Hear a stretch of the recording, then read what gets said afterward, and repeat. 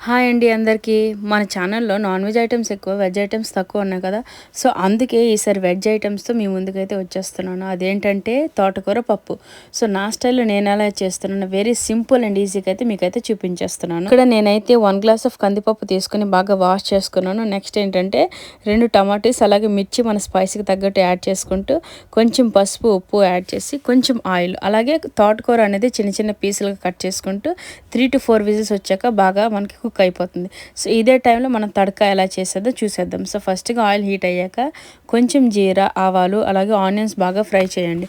Onions మనకి golden brown కలర్‌లో వస్తే టేస్ట్ అనేది చాలా బావుంటది. సో, చూసారు కదా! ఇదే టైంలో నేను రెడీమేడ్ చింతపండు పేస్ట్ అయితే 1 టీ స్పూన్ అయితే యాడ్ చేస్తున్నాను. సో, ఇప్పుడేంటంటే కచ్చపచ్చగా దంచుకున్న తెల్లుల్లి అలాగే కొంచెం కరివేపాకు, ఎండుమిర్చి. ఇది ఎంత రోస్ట్ అయితే మనకు అంత టేస్ట్ వస్తదనమాట. మీడియం ఫ్లేమ్‌లో పెట్టుకుంటూ పప్పుననేది బాగా మరగనిస్తే మనకేంటంటే థిక్‌నెస్ అనేది బాగా వస్తుంది. చూసారు కదా! సో, ఇక్కడ చూసినట్లయితే మన తాలింపు అయితే రెడీ అయిపోయింది. సో, బాగా మరుగుతున్న పప్పులో సేమ్ టైంలో మనకి ఇలాగ తాలింపు వేసి బాగా మిక్స్ చేసుకోండి.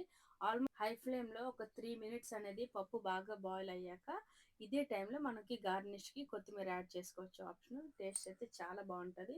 సో, దీనికి కాంబినేషన్ అయితే నేనైతే ఇక్కడ పాపడ్స్ అయితే ఫ్రై చేస్తున్నాను. వేడి వేడి అన్నంలో ఈ తోటకూర పప్పు అండ్ పాపడ్.